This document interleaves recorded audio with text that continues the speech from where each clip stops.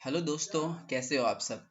आज हम twelfth class physics का जो इंट्रोडक्शन है, इंट्रोडक्टरी पार्ट है, उसको हम देखने वाले हैं। इंट्रोडक्शन में मैं आपको बताऊंगा कि जो हमारा सिलेबस है ट्वेल्थ क्लास फिजिक्स का, उसमें कौन कौन से चैप्टर्स हैं, और वो एक ओवरव्यू मैं आपको दे देता हूँ। ठीक है, सबसे पहले जो ये हमारा एग्ज़ाम है वो 70 मार्क्स का होता है थ्योरी, और 30 मार्क्स का प्रैक्टिकल होता है। ओके, सो यहाँ पर सबसे पहला जो चैप्टर है जो ट्वेल्थ क्लास फिजिक्स का, वो है इलेक्ट्रोस्टैटिक। ठीक है, ये मैं यूनिट वाइज बता रहा हूँ। यूनिट फर्स्ट में दो चैप्टर आते हैं। चैप्टर वन जो है electric charge and fields, and जो चैप्टर टू है, ठीक है, ये हमारा electrostatic potential and capacitance. Basically हम इस चैप्टर के अंदर किसे पढ़ते हैं? स्टैटिक चार्ज को। स्टैटिक चार्ज मतलब हम उन चार्जेस की स्टडी करते हैं जो कि रेस्ट पे होते हैं। ठीक है, तो इलेक्ट्रोस्टैटिक का मतलब ही होता है study of charges at rest. ठीक है, इसको डिटेल में हम इन दो चैप्टर्स के अंदर पढ़ते हैं कि इलेक्ट्रिक चार्ज क्या होते हैं, इलेक्ट्रिक फील्ड्स क्या होते हैं, पोटेंशियल क्या होते हैं, कैपेसिटेंस क्या होते हैं। इन सारी चीज़ों के बारे में इस चैप्टर के अंदर पढ़ेंगे। ठीक है, अच्छा, जो नेक्स्ट चैप्टर है हमारे पास वो है current electricity. Okay, current electricity में क्या होता है कि जब वही चार्ज अगर मूव करने लग जाते हैं तो उनकी प्रॉपर्टीज क्या होती हैं, उन सारी चीज़ों के बारे में हम यहाँ पर पढ़ते हैं।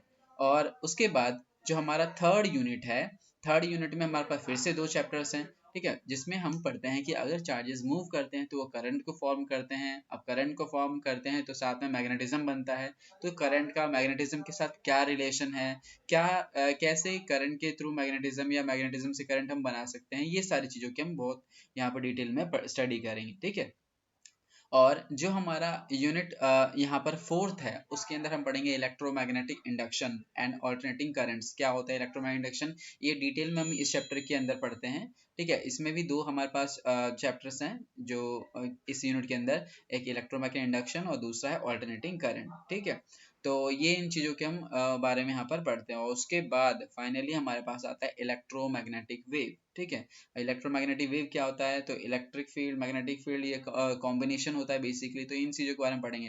तो जो हमारा फर्स्ट से लेकर के फिफ्थ यूनिट है, वो बेसिकली करंट, मैग्नेटिज्म, इन सब चीज़ों के ऊपर ही मूव करे। तो ओवरऑल देखा जाए तो फर्स्ट से लेकर के फिफ्थ तक का जो यूनिट है, उसका वेटेज काफ़ी अच्छा खासा है। ठीक है, आप जैसे कि देख सकते हो यहाँ पर मार्क्स वगैरह सामने सामने यहाँ पर लिखे हुए हैं। तो इनका अच्छा खासा वेटेज है। ये समझ लो कि मीन्स 50% जो मार्क्स है वो आपसे जो फिफ्थ हमारे पास यूनिट है वहां तक ही कवर हो जाते हैं। ठीक है, तो ये काफी ज्यादा इंपॉर्टेंट है और काफी मतलब इंटरेस्टिंग चैप्टर्स हैं ये। ओके, उसके बाद हमारे पास आता है नेक्स्ट जो यूनिट है वो है ऑप्टिक्स। ऑप्टिक्स के अंदर हम रे ऑप्टिक्स और जो ऑप्टिकल इंस्ट्रूमेंट्स होते हैं जैसे टेलीस्कोप, माइक्रोस्कोप, सिंपल माइक्रोस्कोप, इन सब चीज़ों के बारे में हम पढ़ते हैं। अब इसका हमने टेंथ में भी पढ़ रखा है थोड़ा बहुत, लेकिन ये वेव ऑप्टिक्स जो है वो एक नया होगा पार्ट जो हम ट्वेल्थ क्लास में पढ़ते हैं। ठीक है, तो यहाँ पर ये थोड़ा इम्पोर्टेंट भी है दोनों, और इनका वेटेज भी अच्छा खासा है। ठीक है, ज़्यादा मार्क्स के ये आते हैं ऑप्टिक, जो ऑप्टिक्स है वो।